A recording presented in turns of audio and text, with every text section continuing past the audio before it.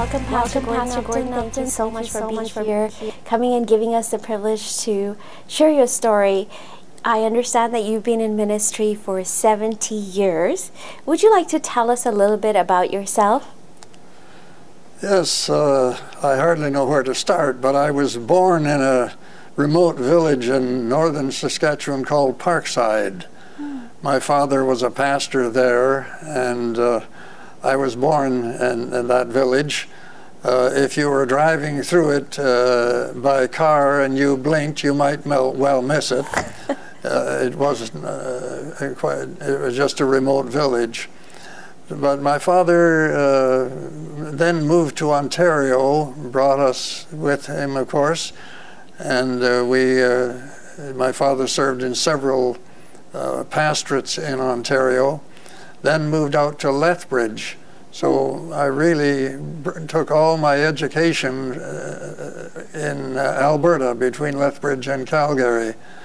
And then the war came, and I joined the Royal Canadian Naval Volunteer Reserve, which was Canada's wartime Navy.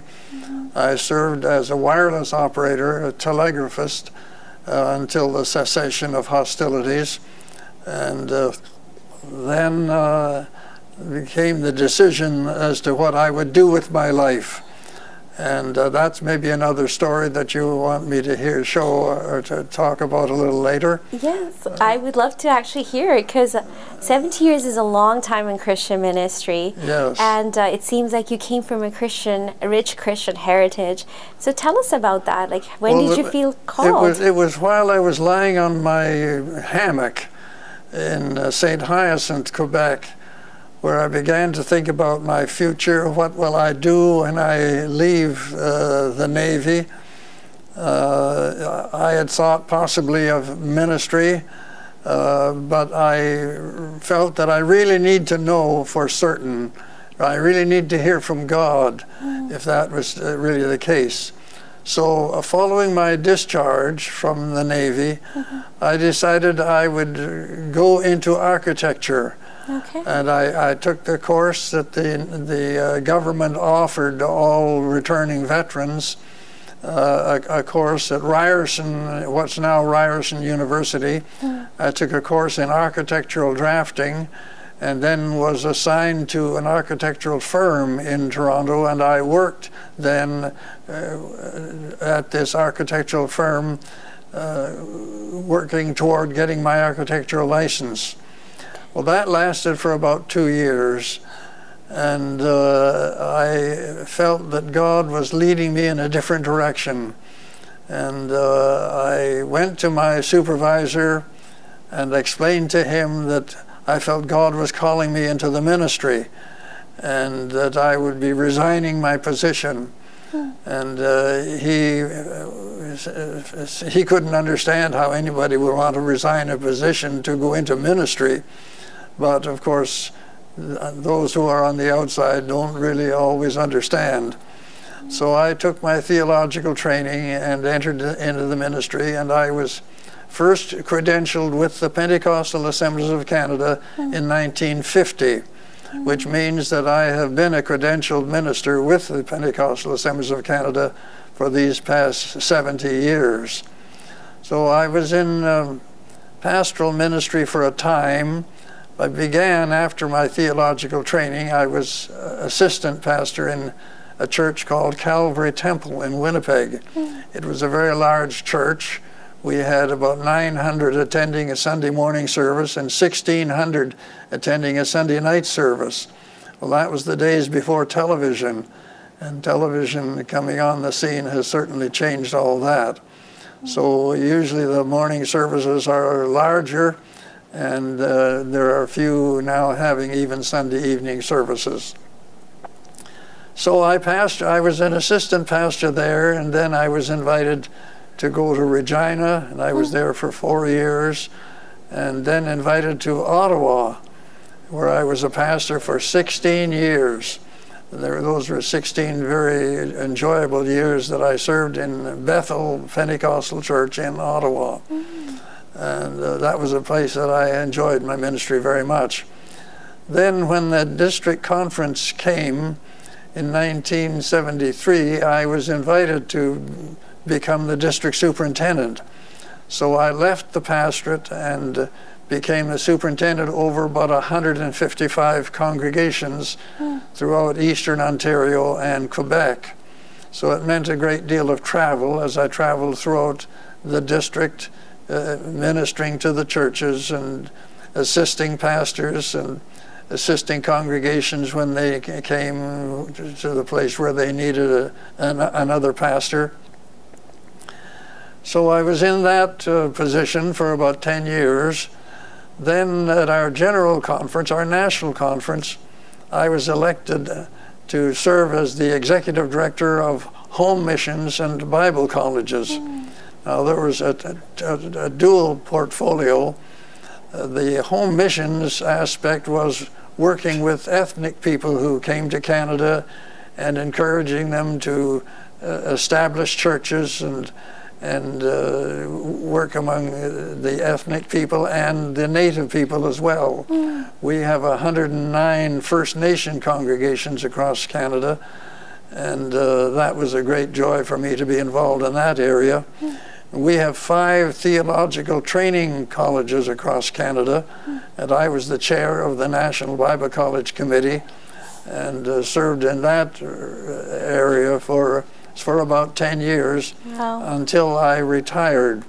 Well, I say I retired, but I have to use the quotes because I didn't really retire.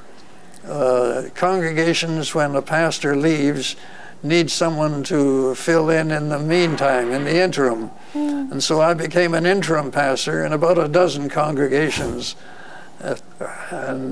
So while I was serving as a district superintendent, I served on the board of Shepherd Village here for those 10 years during the time that the manor was built. So I enjoyed my time, my ministry here as well. And also the congregation, I found very much joy in assisting congregations to work through the experience of getting a new pastor. And that sometimes is a rather involved process. Then when I finally retired in 2010, I was 85 when I retired. And we decided that I would just retire. And during those years, we came to realize that maybe we need to move into Shepherd Village because we were seniors, and so my wife and I thought it seriously and decided we would move here. So we came in the fall of 2017. We moved in to Shepherd Gardens, and I've been so glad that I made that move. A year ago, last October, my wife came down with cancer and passed away, so I've been living alone since then, and I'm very glad to be able to be here. And I am a great proponent for Shepherd Village and Shepherd Gardens, and very happy to be here. So. Wow, Pastor Upton, I am just inspired. I know that you've just given us a snapshot of your journey in ministry, and you've had such diversity in what you did, and not just geographically of moving from Winnipeg, Alberta to Ottawa to Ontario, but also in types of ministry that you did. So you did ethnic ministries. In your I can think of like a million questions right now that I want to ask you. That's fine. And we probably want to have you over again to share some of those stories, because I would really love to hear your wisdom. But for someone who's starting out in ministry, or a young person, and they feel called with your extreme wisdom and such diversity in leadership and serving God for 70 years, what would you say to them?